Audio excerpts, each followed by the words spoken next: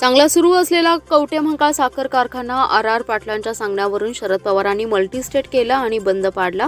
त्यानंतर आम्ही कवठेमहांकाळ येथे काढत असलेला साखर कारखानाही आर पाटलांच्या कार्यकर्त्यांनीच कामाच्या निविदा भरल्या।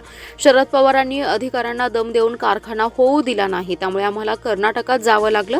अर्धी पिठाची चक्की ही न उभारणाऱ्या विरोधकांनी आता विकासाची स्वप्न दाखवायला सुरुवात केली आहे। त्यामुळे विरोधकांच्या पैसे फेकून मते मिळवायच्या प्रवृत्तीला ओळखून सद्विवेक बुद्धीने विचार करून मतदान करा, असे आवाहन माजी राज्यमंत्री अजितराव घोरपडे यांनी केले। महायुतीचे उमेदवार संजय काका पाटील यांच्या प्रचारार्थ बोरगाव येथे आयोजित प्रचार सभेत घोरपडे बोलत होते।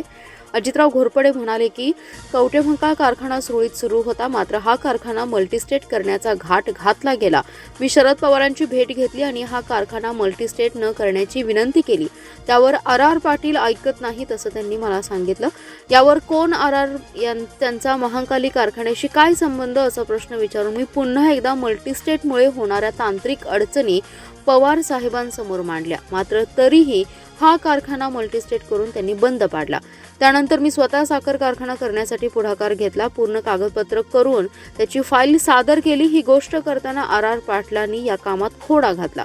शरद पवारांच्या माध्यमातून संबंधित अधिकाऱ्याला दम देऊन आमच्या कारखान्याला लायसन्स मिळवू दिलं नाही, त्यामुळे आम्ही महाराष्ट्राचे नागरिक असून सुद्धा आम्हाला कर्नाटकमध्ये साखर कारखान्यासाठी जावं लागलं, असंही ते म्हणाले।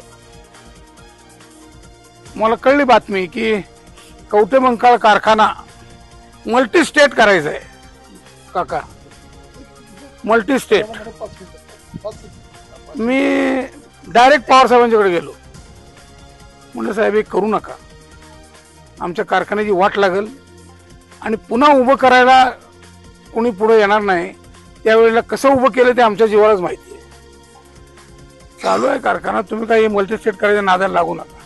पवार साहेबांनी मला सरळ सरळ उत्तर दिलं, ते आर ऐकना। म्हटलं कारखाना कोणी उभा केलाय? तर कारखाना आता तुम्हालाच माहिती। म्हटलं मी होतो त्यात, पहिल्या डायरेक्टर बोर्डाचा मी संचालक आहे। सगळ्या कार्यकर्त्यांनी एकत्र येऊन हा कारखाना उभा केला आणि तुम्ही म्हणता आर ऐकत नाही। काय संबंध आरचा या कारखान्यात बोलायचा? का तुमचा चेला आहे, तुमचा पोपट आहे म्हणून ते तुम्ही त्याच ऐकायला लागलाय? काय अर्थ आहे या गोष्टीला?